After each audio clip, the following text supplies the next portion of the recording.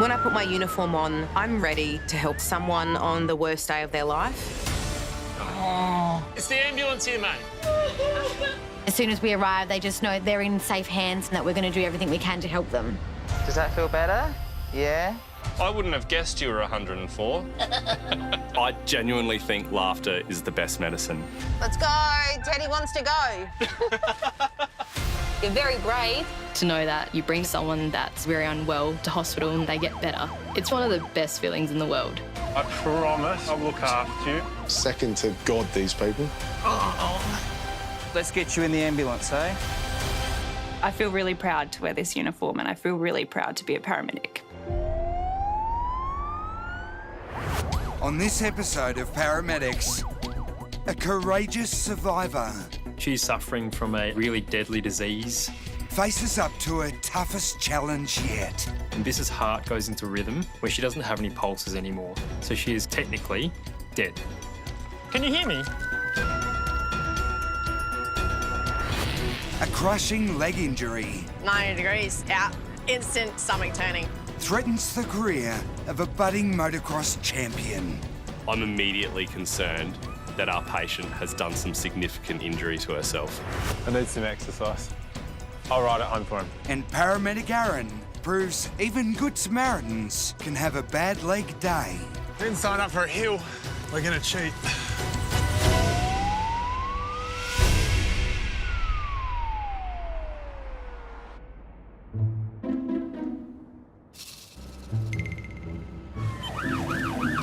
I love the siren.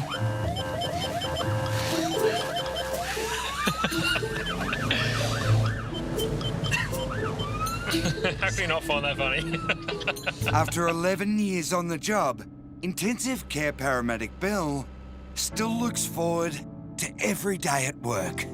Oh gosh, there's so much to like about being a paramedic. It's a strange phenomenon when you are invited into a stranger's house and they can hand you their baby or they can direct you through to their loved one and they have no idea who you are. It's almost like wearing a Superman suit, walking into someone's house and being able to help them. SA ambulance, tell me exactly what's happened. I've just fainted for the second time today. My heart started doing somersaults. At the Emergency Operations Centre, a brave woman is calling in, desperate for help. I've got a tumour on the heart. Is anyone else at home with you? No. Okay, we've got the ambulance coming out to you as quickly as we can. With the 66-year-old home alone with a failing heart, Bill needs to reach her fast. So it's come through that the patient could be in VT, where basically the heart is going way too fast to sustain life. So the longer we leave them in a heart rate that is too fast for them, the more damage it does to the muscle. They can potentially have a heart attack, and that can be fatal as well. The dangerous heart rate will have to be reversed quickly. We need to be really on top of our game in terms of getting oxygen into this person's body. And we've also got some medication that we can give, and if it does come to it, we can use electricity to stop the heart and try to restart it. The first paramedic team to arrive found the patient still conscious and have started monitoring her heart. Ambulance, hey guys, how you going? It's Bill. What was your name? I'm called Celica Milichich. Everybody calls me Biss. Biss, lovely to meet you, Biss. My name is Bill. I'm just here to make sure that we can get you to hospital safely, all right? So what have we got? Today, what's happened, she's had 2 fainting episodes, 4 in total, so we've witnessed 2 of them. Second one was a unconscious VT. In terms of her medical history, she's got stage 4 lung cancer, and she's got a tumour on her heart. The right ventricular outflow tract. It was 36 millimetres not long ago. Okay. The location of the tumour in Biz's heart puts her at high risk of going into the dangerous rhythm known as VT. As intensive care paramedic, Bill will now take the lead. So what seems to have happened is your heart with your tumour is doing some funky things, right? So what we'll do is we'll keep you monitored the whole way. We've got some pads on in case we need to shock your heart with electricity, and we're monitoring your heart as we speak as well. I'm already really concerned about Biss. because she's suffering from a really deadly disease that is going to cause her body to slowly degrade over time. But the fact that she has had 4 collapses today, she could be on the brink of cardiac arrest. While we're just getting things set up, Peter, do you just want to draw up some neat adrenaline? My biggest fear for Biss is that she will go into that heart rhythm called VT again in front of us, and we will actually have to perform CPR to save her life.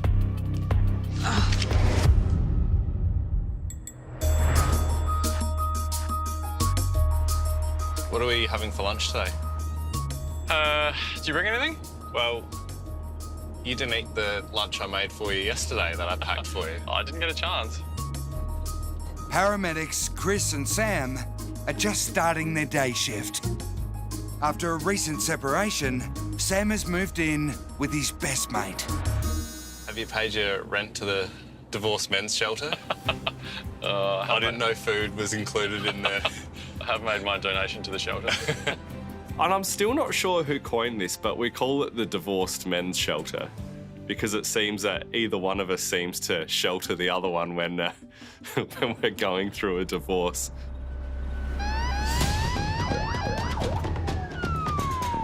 Sam, we are going to 22-year-old Tara. She's fallen off the motorbike and she's injured her leg. The SOS is from a motocross competition, also known as dirt bike riding. How far away are we? 12 minutes. Okay. Unless I drive like you, and then we're a minute and a half away. There's not much protection on the motorbike. If you get into an accident, I've been to some pretty nasty ones with, broken bones and, spinal injuries and head injuries and fatalities. Jeez. This looks like a pretty frequent spot for an ambulance to come, I think. It looks like there's a bit of danger here. Hopefully, no loss of limb if we can avoid it, but that's certainly a very real risk if there's compromised blood flow to the limb. Once we get to this patient, I'm going to immediately assess for any life-threatening hemorrhages. Has she severed any blood vessels when she's injured her leg? Has it compromised the blood flow to the leg? Or has it compromised blood flow to the rest of the organs in her body? After seeing those people flying through the air on their bikes and racing past us, I'm immediately concerned that our patient has done some significant injury to herself.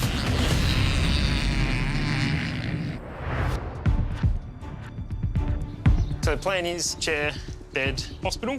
If she has a VT episode and goes unconscious, if it lasts for any more than 10 seconds, we will shock that. Yep. Intensive care paramedic Bill is moving fast to get Biz to the safety of hospital. At any moment, her heart could go into a dangerous rhythm called VT and stop beating. She does have an advanced schedule. With her future so uncertain, the brave 66-year-old wants to make sure her end-of-life wishes are clear. If your heart was to stop beating, would you like us to do CPR? So if there's something that we think we can fix, which in your case, I think we definitely can, so we'll do CPR if that's okay with you. To have these conversations with people about their lives while they are still alive is something that is so special and so unique to being an ambo in pre-hospital care. Is that what you'd be happy with? Initially, yes, but also I don't want to end up in a state where I need constant care. Knowing that Biz wants us to still continue to live life, I'm there for her. Gotcha. All right, so what we're going to do is you're going to go foot over here as far as you possibly can. Lovely. And then we'll slide your bottom over. Perfect. Straight down. There we go. So your job, Peter, is if that rhythm changes, you let everyone know. We're really worried about Biz. All 3 of us have got our game faces on. I'm definitely that duck on water. I'm looking cool, calm and collected above water, but down below I'm definitely paddling my feet as fast as I can towards the ambulance. What's that pain starting? Oh. Just as the team reach the stretcher, Biz shows alarming signs of another VT episode. OK, let's get you onto the bed. Can we lean you forward? Lean you forward. Biz stops talking to us, Biz stops breathing, and Biz's heart goes into rhythm where she doesn't have any pulses anymore.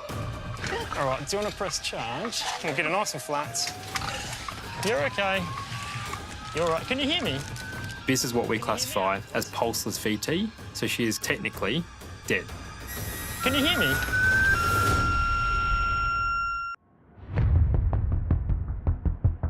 Paramedics Chris and Sam have just arrived at a dirt bike event. A young woman has crashed and badly injured her leg. G'day, guys. It's not too bad. This is Tara, is it? Yep, so Taj. Taja. No worries. Go. Let me get up. Let's go. As I walk up to our patient, she introduces herself to me and she says, "Hey, I'm Taj, like Taj Mahal." Can you tell me what happened today? I ate shit. Yeah, hey, shit. She's a real character, this one. I think I was battling with a guy. I went on the inside. Yeah. And I've gone over onto the high side and my foot's just grabbed the dirt and bent back. 90 degrees out. Instant stomach turning. Okay. Medics at the racetrack have already given Taja the green whistle for emergency pain relief, and the Penthrain is definitely doing the job. You didn't lose consciousness at all when you went down? Did you whack your head at all? Yeah, Taj is in happy land at the moment, but you look down at her knee and it looks like it would be pretty painful. So I think the green whistle is just masking the amount of pain that she's really in. I might just undo this one for a tick so we can have a look at it. So you reckon which way do you reckon it twisted? Out. Outwards, okay. 100% down. I'm pretty confident that she hasn't broken any bones, but I am concerned that she's done some soft tissue damage, likely her medial cruciate. Not the anterior cruciate ligament or ACL, but nonetheless, the MCL is still going to take Taja off the track for weeks to months, which she is going to be spewing about. We'll have to run you up to hospital. At the minimum, you need an X-ray to make sure we haven't fractured anything. How long do you think I'll be at hospital for? Hard to say. It depends on how much damage you've done to the knee. Okay? Not a single thing. Not a single thing. Well, let's hope. No. Let's hope. No, Good to go. round 2. Let's go! Want to ride again? I reckon that might be the Penthrain talking, not the knee. If it was up to Taja, we'd just fix her knee on the spot and throw her right back on the bike and she'd be out in the next race, I think. So I heard you had your shoulder done. It turns out that this isn't Taja's first serious motorbike injury. What happened there? I had a recon. Well, how did you manage that? Same sort of thing? Shit. Motorbike. Go to the right. Go 24. Woo! Taj is quite the entertainer, even as we're wheeling her on the stretcher, waving to all her fans as we load her into the ambulance. Keep using that whistle, okay?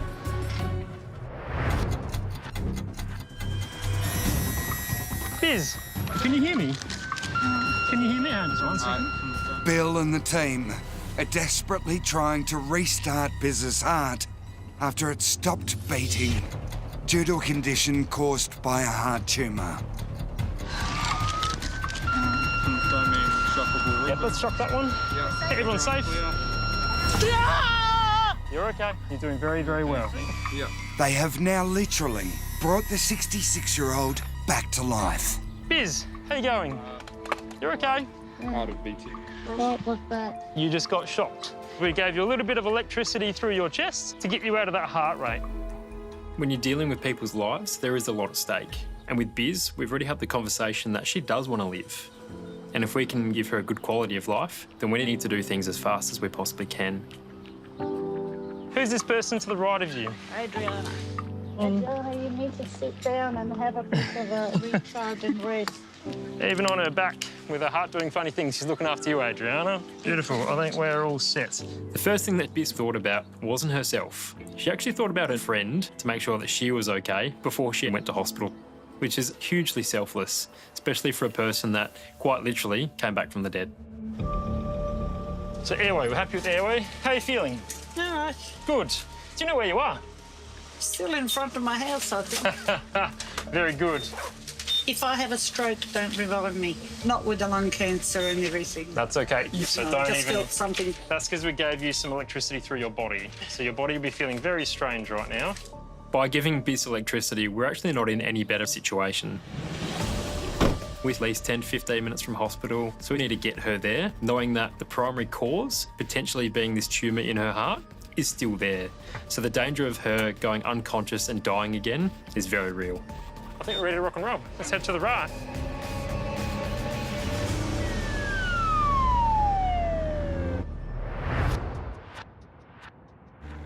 I remember doing Kumon.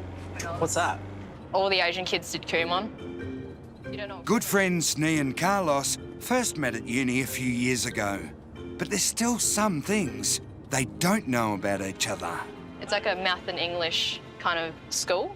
Yeah, right. Yeah. How often did you have to go? Twice a week. It was a ball ache. Did not like it.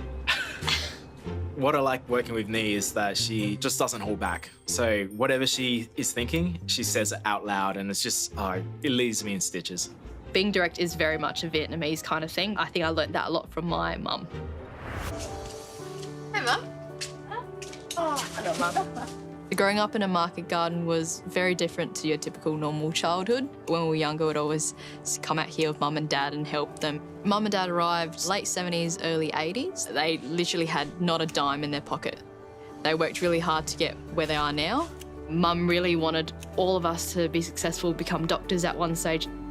The seeds of family love led to Nee becoming a paramedic. My grandpa, he passed away in 2006 from bowel cancer. And yeah, just remembering the paramedics and just seeing how compassionate and how nice they were to my grandpa. I want to be what they are. I want to be the people in green. Chở đi thành ra nó thấy nó thích. Mẹ cũng rất là vui vẻ cho nó vô cái ngành này. You're helping someone and it feels like you've got purpose in life. The first job of the day suddenly comes through. So we are going to priority 2, car v bus collision. Nee and Carlos will be supporting an intensive care paramedic who is just ahead of them. And that's all we've really got so far. Okay. When I hear bus versus car, I think big collision, big car crash, big potential for neck, chest, spine, and internal injuries. So we're gonna hope for the best, but prepare for the worst.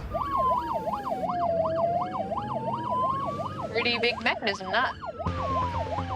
Back of that car's crumpled. Pulling up to the scene, first thing Nee and myself see is just bits and pieces of car all over the road. It's a big collision. We're just thinking this could be bad.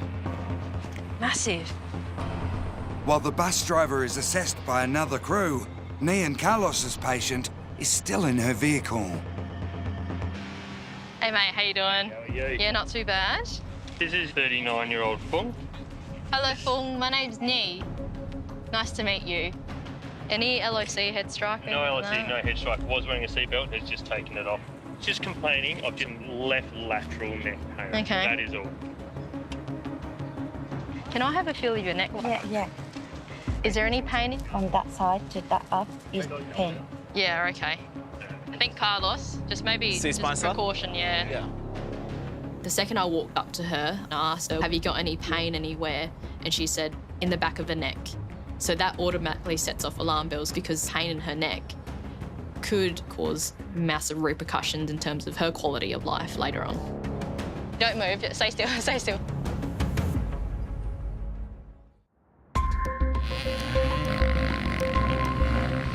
We'll give you something a bit stronger. Tough nut Taja has slammed her knee in a high-impact motocross accident.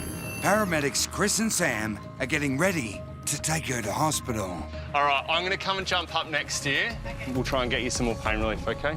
See, darling? We're loading Taj into the ambulance. All of a sudden, this guy in leathers just rolls in behind us. I'm thinking, who is this guy and where has he come from? Come around the side, mate. Turns out it's Taj's boyfriend, Mitch. It's currently like wrecking into my foot. I'm like, I don't think I'm fit. Mitch knows just how tough it was for Taja to get over her recent shoulder reconstruction. Now her dream to win a championship at the upcoming national titles has been shattered. You want to take this with you? I love you. I'm sorry. Don't apologise. I could have just toughed it out, but you told me. No, I prefer to get checked out properly. I love you. I'll see you soon. Okay? Good luck. Be safe.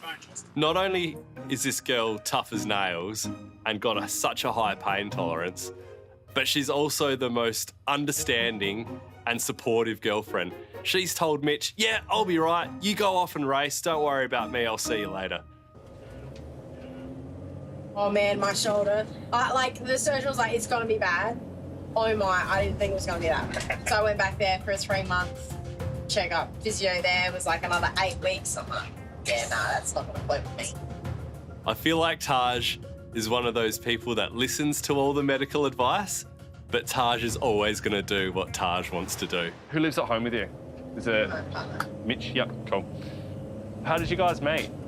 Racing. Racing, yeah. Yeah. I asked for some coaching and yeah, just kind of. So that was the way in, like, oh, I need some coaching. Yeah. But it's great that you've got like the same shared interests and you can like enjoy it together and work together as well. Yeah. Struggle enough working with Sam and then going home and he's there as well.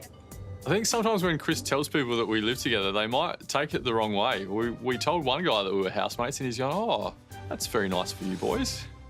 Yeah, we're in. The thrill seeker will now get scans to find out just how much damage she's done this time.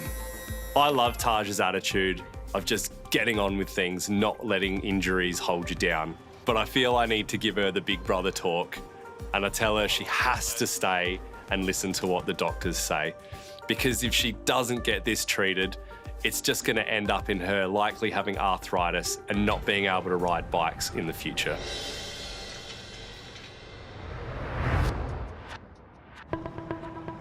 How bad is your pain? I think I can cope with that, but I'm just if I move too much, it might affect that. Of course. Ni and Carlos are assessing Fong. The 39-year-old's car has been hit from behind by a bus, and the worry is she could have neck or spinal damage. Fung, just in a minute, we're gonna get you on the bed. We get the bed nice and close. I'm happy for like, yeah, sort good of, like, one. Step out. She's got good strength. Looking at the overall picture of what's actually happened, there is that potential that there is something quite severe going on. It is very important now to get Fung onto the stretcher and immobilise and protect her neck. Nice and slow. Try to keep your head nice and still. Alrighty. Because you've had a massive mechanism, we're going to pop some bags either side of your neck just to remind you not to move your neck left and right. Okay. We always think worst case scenario, so we want to keep her as straight as possible and maintain that all the way until we get to hospital. If Fung does have a spinal cord injury, it could take a slight movement to make that injury 10 times worse. So this is just going to be a reminder just to try to keep your head nice and still, okay? With Fung now immobilised, she can be moved to the ambulance for a full examination. There you go. Just thinking about this bus is that 10,000 kilos hitting into such a small car that can cause massive injuries to the person that's in the car. I'm gonna have a listen to your breathing, okay? Head injuries is still something that we need to consider. Back injuries, pelvic injuries, any leg injuries.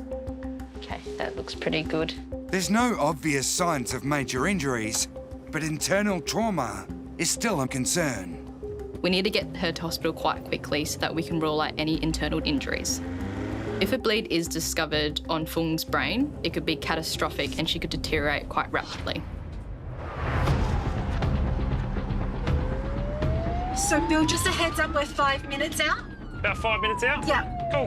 Do you want to patch us through for a notification?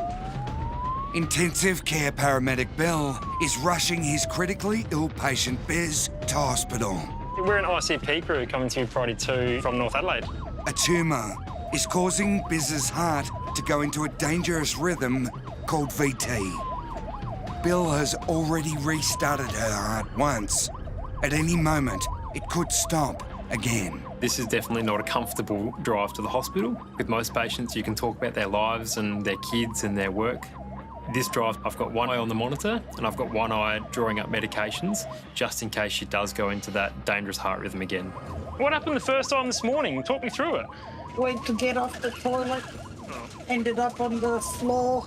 And then that was it? And then you woke up? I cut my head open in the process. And you just dealt with that all by yourself? Yeah. Wow, talk about stoic.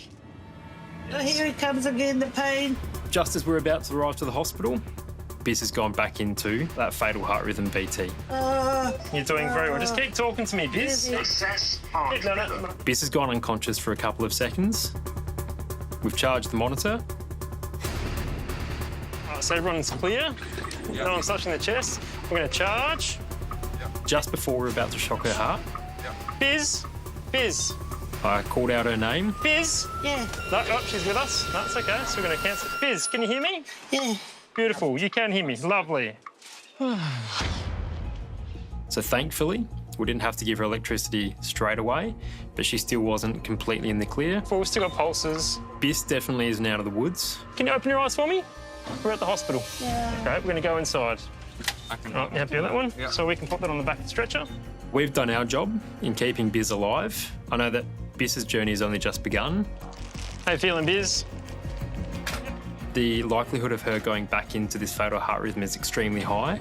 I hope for Biz that she's able to live another day and see her friends and family again. We're just going into the hospital now, OK?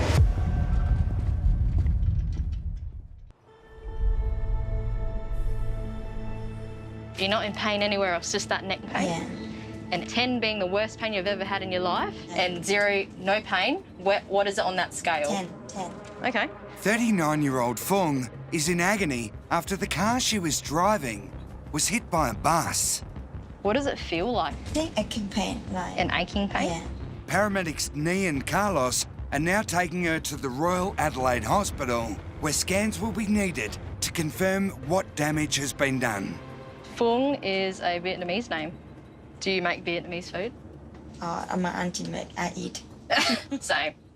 With my mum, I just rock up and I just eat her food. Yes. What's your favourite dish? I love noodles. They got like pho. Oh, you know what? I could live on eating pho. Winter, summer, spring, autumn, every day of the week. Yeah. You guys are making me hungry back there. I love talking to my patients. I love hearing about their life because I believe that communication is such a big part of being a paramedic. I feel like words can go a long way other than just medication and whatnot. That Panadol's gone through. So pain right now is out of 10? 2 or 3. 2 or 3 out of 10, OK. Doctors are standing by, ready to immediately scan Fung to rule out major injuries to her neck and back. Alrighty, Fung, we're going to be heading into the resus room, all right? Pain gets worse, you let me know, OK? Yeah, I will. Things can change within a split second and alter your life for the rest of your life. Fung, you might lose the sensation in her limbs, become a quadriplegic, paraplegic, all those things are swirling in my head.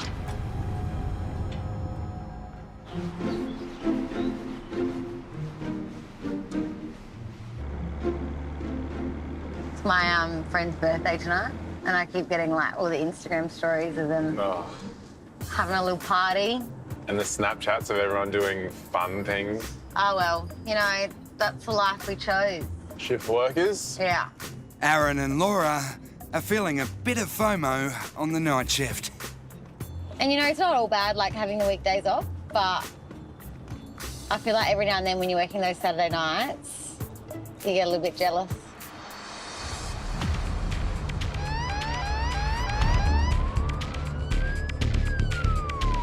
Aaron, we are going to a car verse pushback. A serious case suddenly comes in. But there's literally no other information. Doesn't say anything about injuries. Says multiple patients involved. Coming off a bike, you can get any kind of injury. Pretty much it could be nothing, like they're literally uninjured and they're up walking, or they're unconscious and they've got life-threatening injuries, or they're already dead. I used to ride to work and stuff like that before I got this job. And riding on the road, it's sketchy. Oh, it's so sketchy. Wouldn't want my family members doing it. Nah. I'm not scared of much. I'll go skydiving, I'll do everything. Like, I am an adrenaline junkie, but when it comes to bike riding and having to keep an eye out for everything else that's going on around me, that really scares me. And people can't see you either. People can't see, especially this time of night. Oh, is it Oh, here? they're right in the middle of the road. Arriving at this scene, we see a patient lying in the middle of the roundabout. He appears lifeless, he's not moving. We don't know what we're walking into.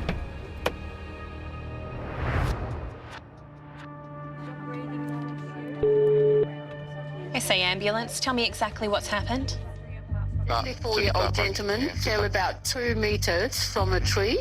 At the Emergency Operations Centre, a distressed woman is calling for help. Her friend is in serious trouble.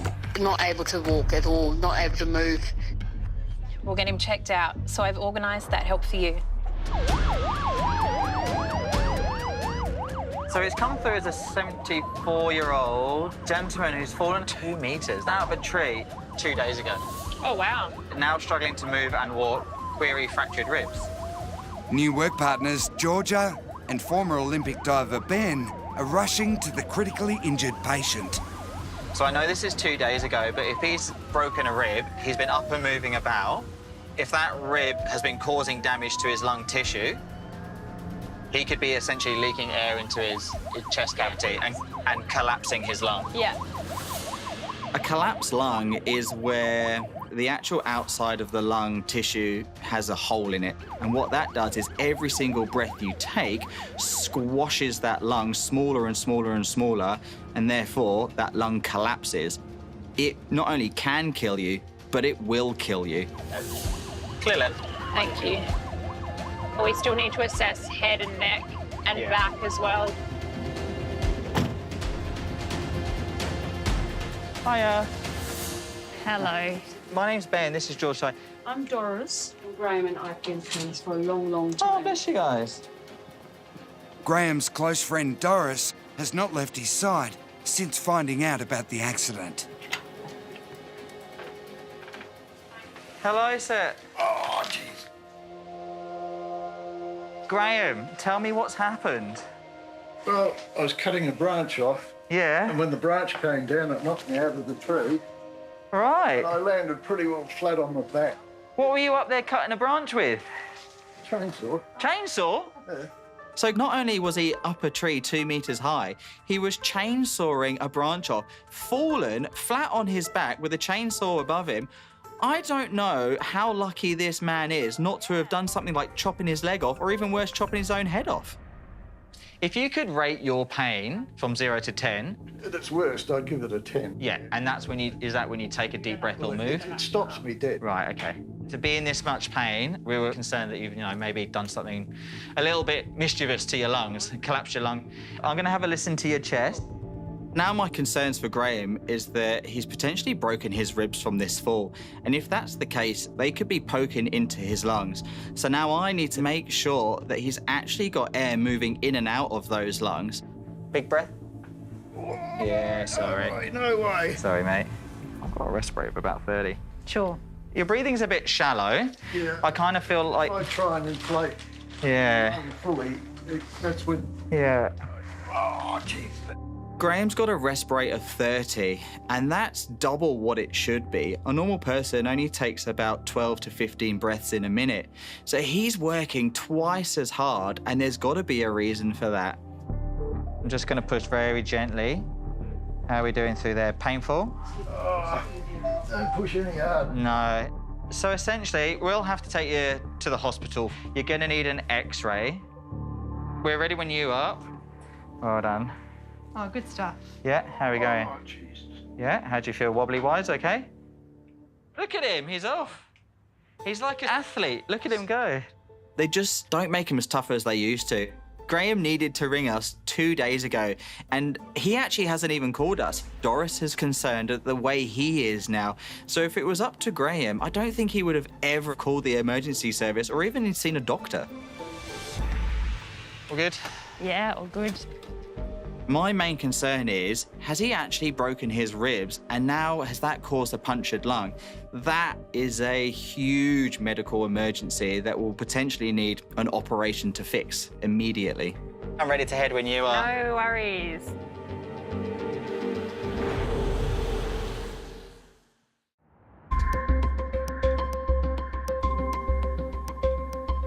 What's your name, mate? Jitendra. Jikendra? Yeah, what's happened today? Aaron and Laura are coming to the rescue of 41-year-old Jitendra, who's just been knocked off his bike by a car. I was coming from office from that way. Yeah?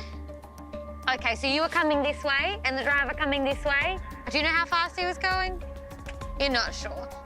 Laura needs to quickly work out just how hard Jitendra's been hit. Were you wearing a helmet? Yeah. You were. Where's your helmet? By his back. I'll go get it for you. Okay, no worries.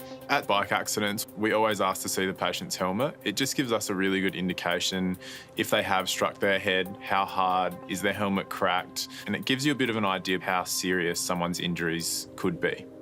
His helmet's nice, which is good. I think he sort of just got bumped off. Do you think you could try and sit up, or you're in too much pain?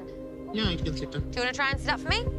We might get you up onto our bed, okay? And check you out from there. There we go. That's the way. You're probably really quite shocked that you were hit. Thankfully, Jitendra is responding to me. His airway's fine. There was no obvious signs of massive deformity or damage. But mentally, I think anybody who's getting hit by a car is going to be shaken up. Do you want to call your wife? And my wife will get worried. She'll get worried, of course she will. Yeah. Well, the good thing is you were able to walk and you were able to stand and things like that. So just gonna have a quick listen to your lungs, okay? While Laura checks Jitendra, outside, Aaron is doing the same for his bike. The wheel's bent, but not much. Oh, and his pedal's a bit crooked, but he might be all right. And that's not the only good news. Jitendra has also been given the all clear by Laura and will not need a trip to hospital. Is it possible for you guys to drop? Yeah, we can probably do that. That shouldn't be a problem. Hey, Laura, where does he live? Royston Park. 700 metres away. I need some exercise. I'll ride it home for him. Oh, no. Yeah. You just have to drive this and then I'll ride it. All right. Wouldn't be the first time I've ridden someone's bike home for them. Fabulous. Okay, I'll drive you home. We care for our patients in various different ways, and sometimes the care we give isn't what you've learnt at uni or during your training. It's something completely different. Oh, meant for it. Just cracks me up that Aaron, he's already pretty much put the helmet on and he's ready to go. I think he wanted to do it. I think he wanted to go for a ride. Oh, she's wobbly. I didn't prepare for this. I didn't sign up for a hill. Come on, bike. I am really glad Jitendra only lives 700 metres away. His front wheel's wobbling, the pedal is crooked, the chain sounds like it's going to come off. But I'm just thinking about Jitendra and I know how much he's going to appreciate it. Between them, Aaron and Laura make sure Jitendra and his bike are delivered safely back home. You beat us. That's great. I didn't go to the gym today. A little bit of exercise. For me, it's really important to just take that little load off, make someone smile, get them to be happy, really remember a positive experience and not think about the time that he got hit by a car and he didn't know what to do. He can think about the time he got hit by a car and a couple of his friends helped him home. Might have to have a day off work tomorrow. Maybe a day off the bike.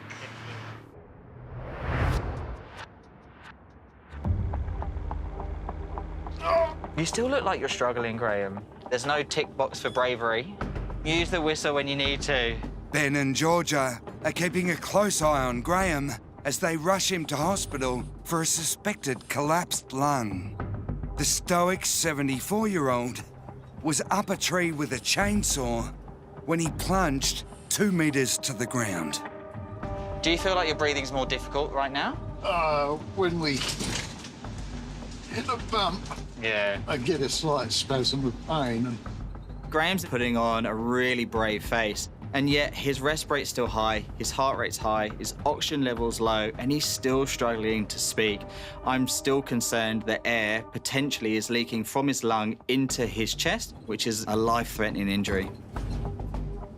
All right, let's have a listen to your chest again.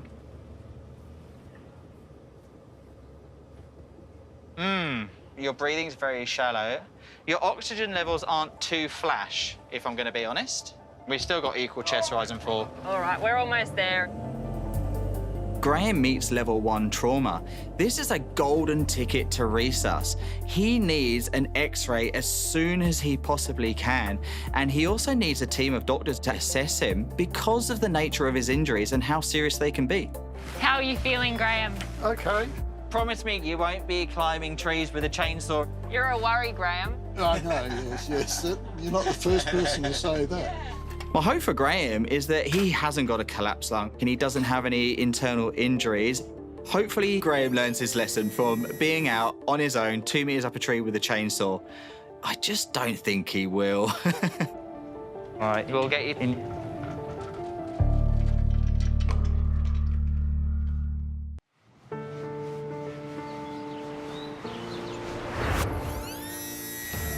Can you hear me? With stage 4 lung cancer and a tumour that causes her heart to race, 66-year-old Biz needed to be shocked back to life. Confirming shockable. Yep, let's shock that one. Okay, everyone's safe. You're okay. You're doing very, very well. And gave the experienced paramedic Bill another scare along the way. Dizzy. Assess heart. Fizz? Yeah. No, she's with us. No. After being admitted to hospital, brave Biz survived being shocked an astonishing 3 more times.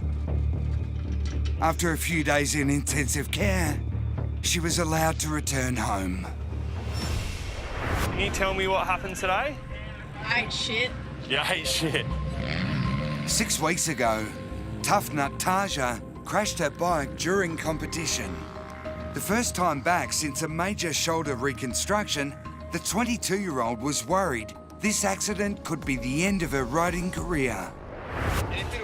As soon as I picked the bike up, I looked at my leg and it was 90 degrees out. For me to physically have to turn it back, instant stomach turning. I 100% knew that I had done some damage.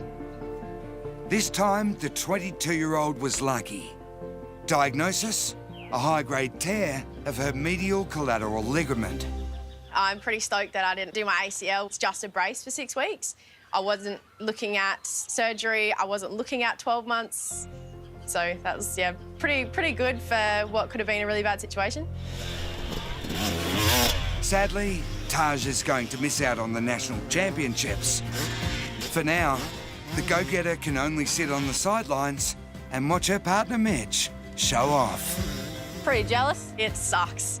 I really don't like just hanging around, just watching. I really want to be a part of it. It's unfortunate you do get injured in this sport, but I've been doing it my whole life. I love doing it. I love training for it. I don't really want to quit. I can't not compete. It's pretty well my whole life. Can I have a feel of your neck? Yeah. I think Carlos, just maybe just precaution, yeah. After miraculously surviving the massive impact of a bus collision. And then Fung, I'll be in the back with you, okay? 39-year-old Fung was urgently admitted for both CT and MRI scans to rule out the possibility of any head or spinal injuries. Later that day, she was discharged from hospital, relieved to be walking out. Hello, sir. Oh, jeez. 74-year-old Graham fell 2 metres from a tree while holding a chainsaw and took 2 days to ask close friend Doris to call for help. Big breath. Yeah, sorry. No way, no way. Sorry, mate. Paramedics Ben and Georgia feared broken ribs and a life-threatening collapsed lung. Scans revealed Graham had broken 3 ribs. He was released with strict medical advice to rest up. Hi, Doris. Push it up to then. You come over to... Cut this piece of wood that's too big to go in your fireplace. But old habits die hard. I don't think you should be doing that now, Graham. Got to be done sometime, Doris.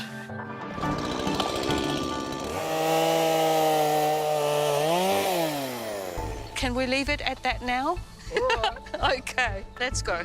Doris enjoys their regular catch-up for a cuppa, but she isn't going to let up on Graham anytime soon. You haven't been up on a tall ladder and cutting trees. You'd really have to be off your rocker, wouldn't you, in order to undertake tree lobbing at that age with a chainsaw that's twice the size of yourself? Well, nothing's happening here except my complaints about the rain. Yeah. Good. Yeah. With the pain from the fall now easing, Graham knows how lucky he was. Anyone that needs paramedics should be really appreciative of their efforts, I tell you. The way they operate it gives you a tremendous amount of confidence that you're in good hands. They were brilliant, really brilliant. And if Graham ever plays Daredevil again... Oh, that's too hot. Don't... It is, Yes, yeah. don't drink that yet. He'll have Doris to answer to.